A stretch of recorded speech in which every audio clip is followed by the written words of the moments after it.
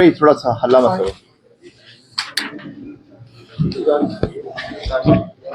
करो। आज हमने जिला ऊना के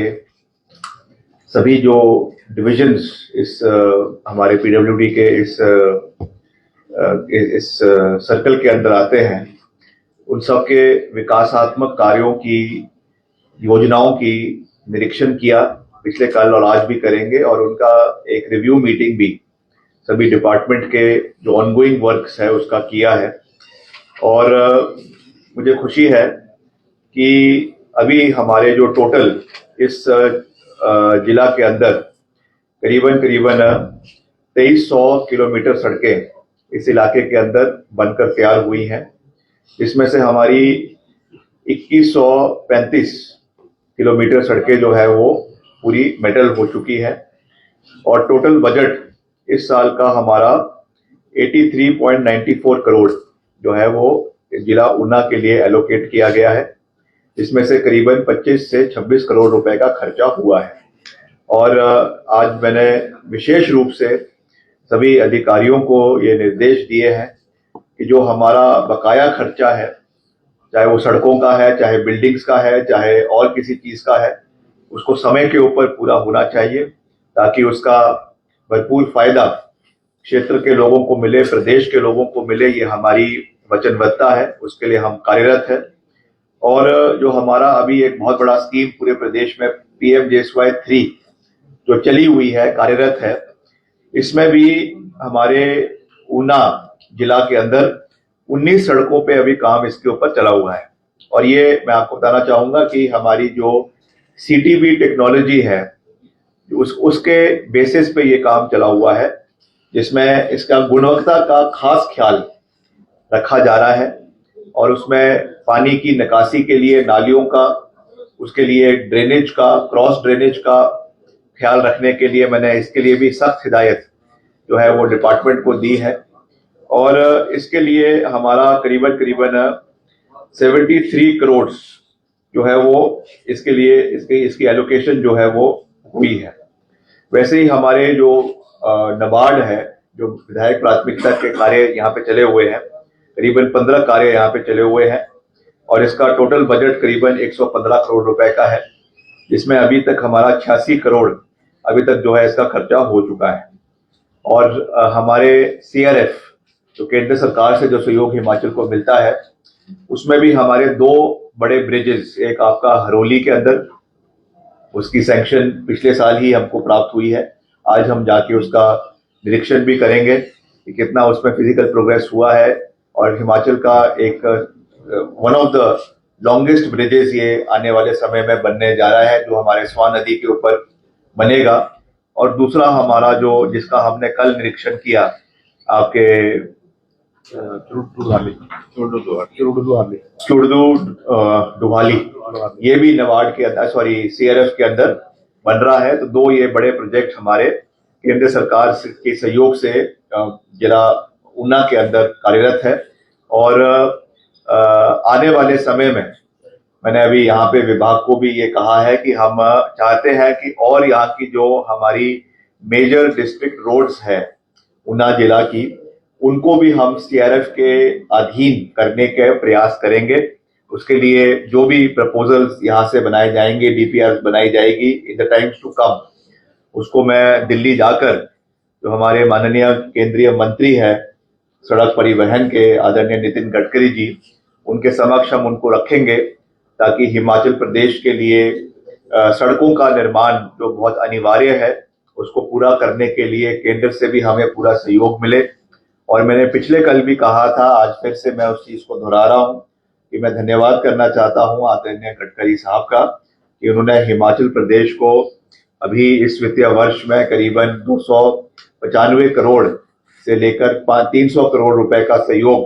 हिमाचल को इस साल दिया है। और पिछले साल जैसा मैंने कहा कि हमको इसी तर्ज पर सहयोग पिछले साल भी मिला था,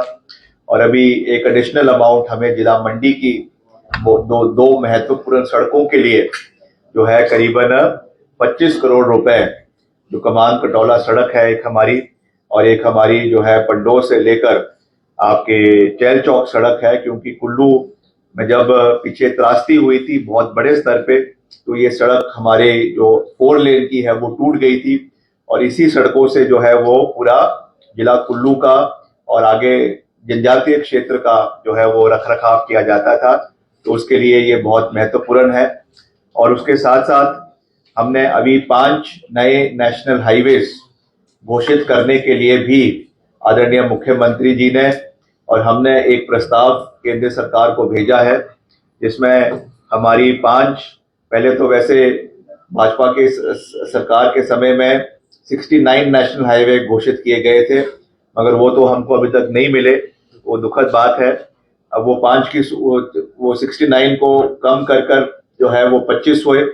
25 से कम कर 9 हुए, अब 9 से कम करके वो जो है 5 सड़कों का प्रस्ताव हमने केंद्र सरकार को भेजा है। तो मुझे विश्वास है कि जल्द उसकी स्वीकृति हमें 5 नेशनल हाईवेज की अतिरिक्त हिमाचल प्रदेश को मिलेगी, उससे भी प्रदेश का विकास आने वाले समय में होगा। इस दृष्टि से भी हम आगे प्रयास कर रहे हैं, क्योंकि कलेक्टिव तरीके से जब हम सड़कों की बात करते हैं तो it is a collaborated effort of the central government and the state government. तो सबका उसमें सहयोग रहता है, चाहे उसमें NHAI है, चाहे उसमें मॉर्थ है, चाहे उसमें PWD है, चाहे CRF है, चाहे PMGSY है। सब तरीके से प्रदेश का जो है इंफ्रास्ट्रक्चर ग्रोथ हो, ये हमारी प्राथमिकता है। उस दृष्टि से हम पूरी मजबूती से कार्य कर रहे हैं। तो मैं आज यही विश्वास आपके माध्यम से ऊना जिला की सभी प्रबुद्ध जनता को दिलाना चाहता हूं कि हमारी सरकार की वचनबद्धता है कि हम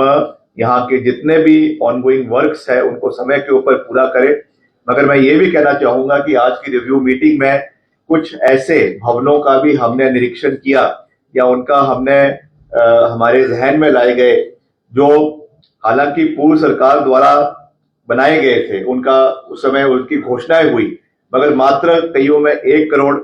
कईयों में 50 लाख, कईयों में 2 करोड़, और जिनकी एडमिनिस्ट्रेटिव अप्रूवल और एक्सपेंडिचर सैंक्शन 10 से 15 से 20 करोड़ का है। आज हमारी सरकार उन कार्यों को पूरा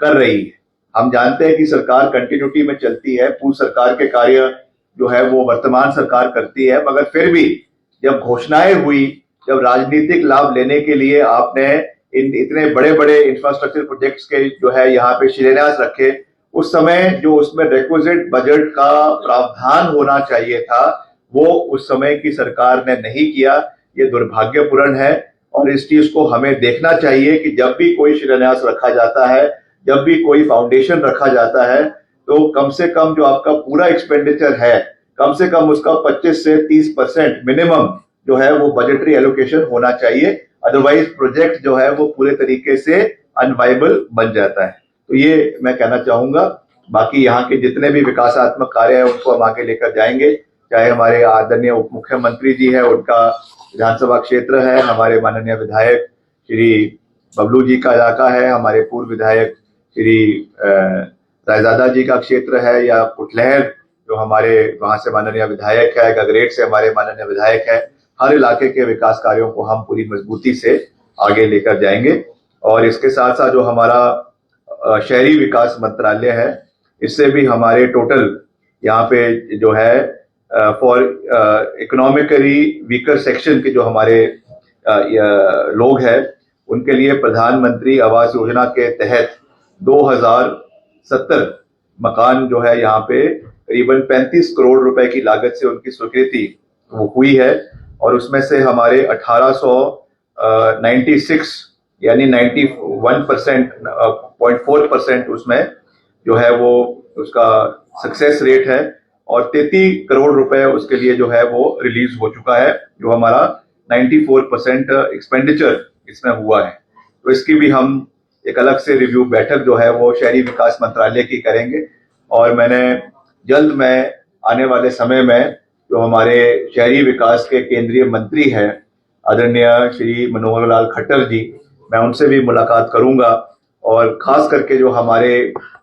बड़े शहर है हिमाचल प्रदेश के अंदर, यहाँ पे भी मांग आ रही है कि हमारे जो ऊना का जो हमारा म्यूनिसिपल काउंसिल है, इसको आने वाले समय में नगर निगम में तब्दील किया जाए। तो इसके बारे में भी जितने भी स्टेक होल्डर्स हैं उनके साथ हम इस विषय में चर्चा करेंगे, सकारात्मक चर्चा करेंगे, और लगेगा तो निश्चित तौर से इस प्रस्ताव को आगे लेकर जाया जाएगा। उसमें जो भी फंड हम केंद्र से उसमें ला सकते हैं, चाहे वो सैनिटेशन के लिए है, चाहे सिवरेज के लिए है, चाहे आपके जो है गार्बेज उसके गार्बेज के डिस्पोजल के लिए है, अमृत स्कीम्स में है, उसको मैक्सिमम हम ऊना क्षेत्र के लिए, ऊना जिला के लिए लाने का प्रयास करेंगे। इस दृष्टि से भी हम आगे बढ़ेंगे, ये मैं कहना चाहता हूँ। सर, जिला मुख्यालय में एक रिंग रोड की अक्सर मांग उठती रही है, इसको लेकर विभाग ज्यादा क्या करें? ये भी आज एक बड़ा अच्छा सकारात्मक सुझाव आदरणीय रायजादा जी ने भी यहाँ पे दिया है कि हमको एक रिंग रोड जो है वो ऊना शहर के से होना चाहिए। उसकी हम एक डीपीआर बनवाएंगे, क्योंकि इसमें एनएच के माध्यम से इसके कुछ पोर्शन का जो है वो डीपीआर बनाई गई है, मगर मैंने उनको कहा है कि इसका एक पूरा डीपीआर पूरे शहर की बनाई जाए, ताकि हमारा ईज ऑफ जो कंजेशन है ट्रैफिक का है, या यहाँ से जो गाड़ियां आपके ऊपर अम्ब के लिए जा रही है या आपके दौलतपुर के लिए जा रही है, उनको ईज हो, इसलिए इसको बनाया जाएगा। बेशक इसको हम फेज मैनर में करेंगे, मगर उसकी एक प्रॉपर डीपीआर पूरे रिंग रोड की बनवाई जाएगी। इसके लिए मैंने डिपार्टमेंट को कहा है, ताकि चाहे हमारा आने वाले समय में पीजीआई का जो सैटेलाइट यहाँ पे जो अस्पताल बन रहा है उसके लिए भी आसान हो, या और भी जो ट्रैफिक के मूवमेंट्स है उसकी आसानी इस क्षेत्र के लोगों को मिले, ये हमारी प्राथमिकता रहेगी। क्षेत्रीय अस्पताल में एक बिल्डिंग का निर्माणाधीन है जो पूरी नहीं हो पा रही है, उसकी वजह जितने भी बिल्डिंग्स है, चाहे वो स्कूल्स है, चाहे अस्पताल है, चाहे आईटीआई है, हर विषय पे हमने बड़े सकारात्मक चर्चा करी है, और जहां पर भी 80 से 85% काम पूरा हो चुका है जिन बिल्डिंग्स का, जिनको हैंडओवर होना है डिपार्टमेंट को, उसके लिए हम एक अलग से रिपोर्ट बनाकर मैं मुख्यमंत्री जी को भी दूंगा, और जो कंसर्न मंत्री है अलग अलग डिपार्टमेंट्स के उनको भी देंगे कि इसके लिए इमीडिएटली डायरेक्टर के माध्यम से पैसा रिलीज करवाया जाए और उनको कंप्लीट करके हैंडओवर किया जाए, उनका शिलान्यास उनका इनॉग्रेशन करवाया जाए, ताकि जिस पर्पस के लिए वो बनाई गई है उसका यूटिलाइजेशन, बेस्ट यूटिलाइजेशन समय के ऊपर हो। सर, मलाह के वार्ड नंबर 1 में जियो पाइप डलने के मामले में सर गली की खुदाई तो मिनटों में कर दी, लेकिन सर उसका जो पैसा है वो एडवांस में आ चुका है और अभी तक 8 महीने हो गए सर उस गली को दोबारा नहीं बनाया गया। तो सर कितना वक्त और लगेगा इसको बनाने में? क्योंकि अगर एक्शन साहब से बात करें वो कह रहे टेंडर हो चुका है, ठेकेदार से बात करें वो कहते काम हो जाएगा। मैं 8 महीने के अलावा मैं निर्देश दूंगा उसमें, क्योंकि इसमें डिपॉजिट का पैसा आता है आपके टेलीकॉम की, जहां पर भी लाइनें बिछती है तो उसका पैसा डिपॉजिट में आता है ORM का,